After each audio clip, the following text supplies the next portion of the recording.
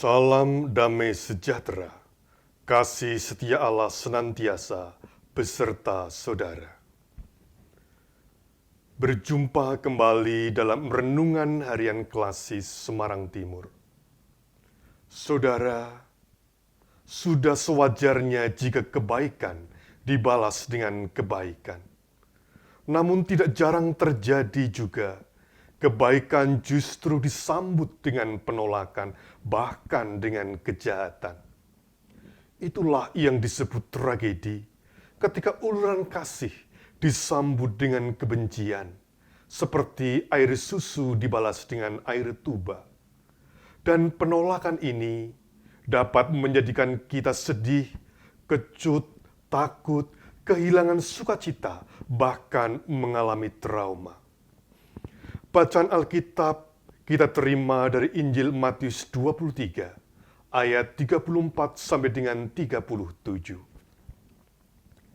Sebab itu, lihatlah aku mengutus kepadamu nabi-nabi, orang-orang bijaksana dan ahli-ahli Taurat. Separuh di antara mereka akan kamu bunuh dan kamu salibkan. Yang lain akan kamu sesah di rumah-rumah ibadatmu, dan kamu aniaya dari kota ke kota, supaya kamu menanggung akibat penumpahan darah orang yang tidak bersalah, mulai dari Habel orang benar itu, sampai kepada Zakaria, anak Bereknya, yang kamu bunuh di antara tempat kudus dan mezbah. Aku berkata kepadamu, sesungguhnya semuanya ini akan ditanggung angkatan ini. Yerusalem, Yerusalem, engkau yang membunuh nabi-nabi dan melempari dengan batu orang-orang yang diutus kepadamu. Berkali-kali aku rindu mengumpulkan anak-anakmu, sama seperti induk ayam mengumpulkan anak-anaknya di bawah sayapnya. Tetapi kamu tidak mau. Demikianlah sabda Tuhan. Saudara, pada suatu hari seekor buaya tersesat di daratan. Ia sangat memelas minta tolong kepada kerbau. Kerbau yang baik, tolonglah aku untuk menemukan jalan menuju sungai besar. Karena begitu menyedihkan keadaan buaya, kerbau pun bersedia menolong. Namun begitu sampai di pinggir sungai, kaki kerbau digigit buaya dan menariknya ke dalam sungai. Hai buaya, mengapa kamu tidak mengucapkan terima kasih? Mengapa kamu membalas kebaikan dengan kejahatan? Seikat jerami yang melewati kerbau dan buaya di arus sungai itu menjawab, apa harus kebaikan dibalas dengan kebaikan? Lihatlah aku, setelah manusia menumbuk aku, mengambil berasku, mereka lalu membuang aku.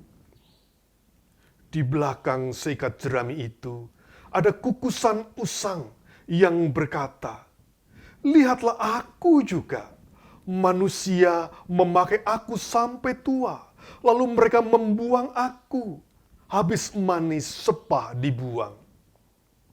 Kata-kata seikat jerami dan kukusan usang tampaknya membenarkan tindakan buaya, membuatnya semakin gembira. Sebaliknya, semakin membuat si kerbau bertambah galau. Dan ketika dilihatnya seekor kancil di tepi sungai, kerbau berkata, ada baiknya kita dengarkan bagaimana komentar si kancil. Mendengar namanya disebut, si kancil menyahut, aku tidak dengar. Bisakah kalian mendekat ke tepian?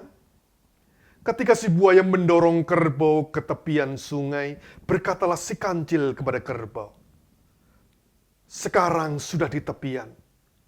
Tendanglah kepala si buaya dengan kaki belakangmu, hai kerbau. Maka si kerbau pun menendang kepala buaya. Buaya terpelanting ke belakang, si kerbau berlari ke daratan, dan selamatlah ia.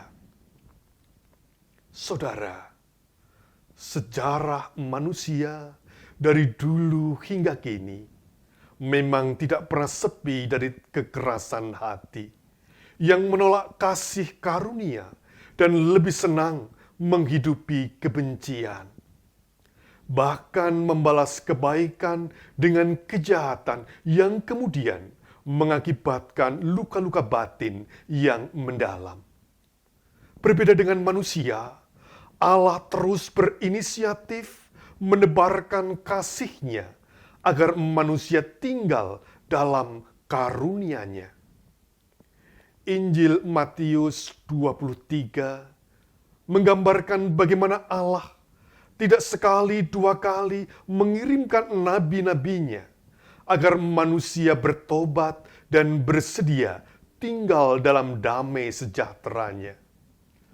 Uluran tangannya ditolak, utusan-utusannya dibunuh, demikian juga nantinya pada Yesus putranya.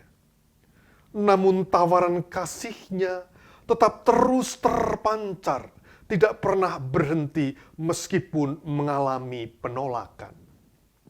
Sesungguhnya itu adalah ajakan, undangan bagi kita untuk membalas kejahatan dengan tetap menawarkan kebaikan. Berbahagialah mereka yang bersedia menerima kasih karunia-Nya dan juga yang tak henti-hentinya menaburkan kebaikan di tengah kerapuhan dunia.